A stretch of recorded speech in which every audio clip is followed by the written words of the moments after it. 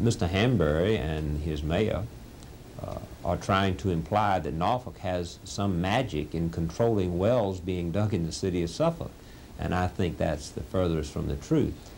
All the wells that are dug in Suffolk can be dug by the city of Suffolk or the city of Virginia Beach with their permission. We can't either start or stop the digging of the wells. Mr. Hanbury told us in the private meeting that he had to get our permission to transmit the water through the lines before they would let him dig the wells, and there's no correlation between the two. We just dug 2 wells at Driver, and we don't know that we'll pump a drop out of them.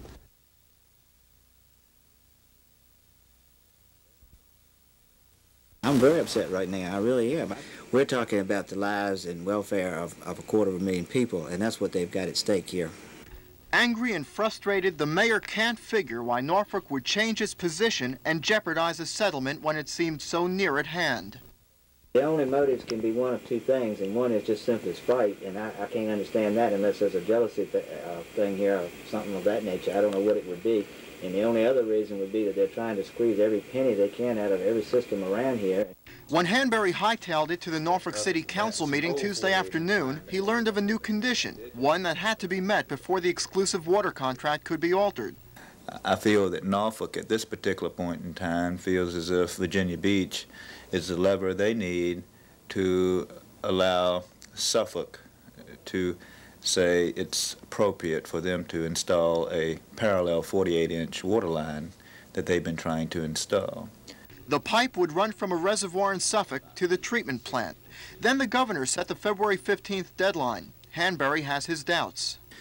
I'm afraid at the present time even the regional solution can be the short-term answer, and may be the only short-term answer if we come to an impasse with the city of Norfolk. There seems little question here at City Hall as to whether the governor's water plan will work. They think it will work, and they think it's a good solution for the long term. If it has to double as a short-term plan, though, the questions arise as to whether enough water can be brought into Virginia Beach fast enough to help out for this summer. Meanwhile, the City Council will meet in a special session on Thursday to decide its next course of action. Howard Jaffe, Area 10 Eyewitness News, Virginia Beach. Virginia Beach, a willing buyer can't purchase water from Suffolk, a willing seller, without contract clearance from Norfolk. At issue are the Norfolk water lines, now closed to any water other than Norfolk water.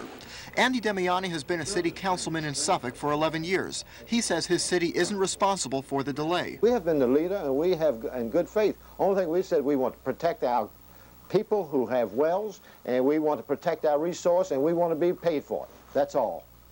No problem. Now, a plan from Richmond threatens the whole deal. The interference by the governor from the very beginning, his method of doing it was very poor.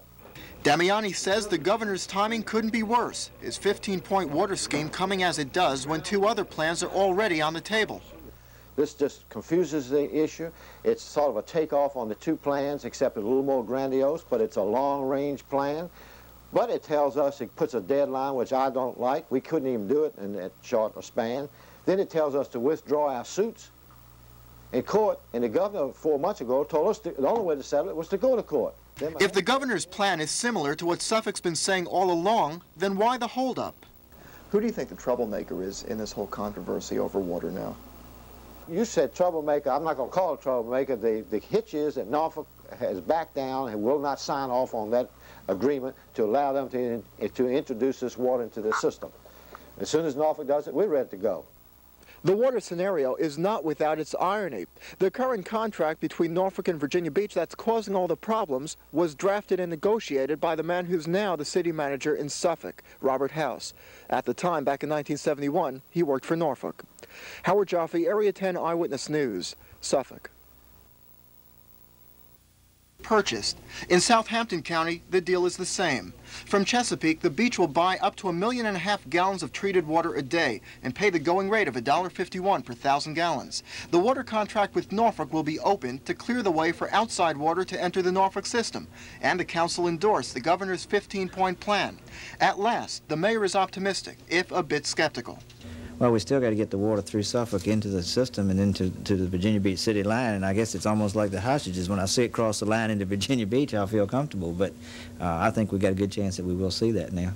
The resolutions were hammered out in a closed city council session. The county contracts call for a purchase price of 15 cents per 1,000 gallons.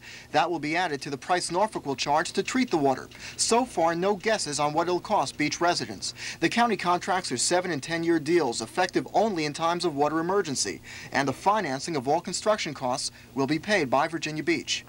By passing the comprehensive water package, Beach Council members believe they've done just about all they can do. The rest is up to the respective boards of supervisors and city councils in the other localities. And if they act as quickly as the Beach Council has acted and as affirmatively, well, drilling for the wells may begin as soon as this weekend.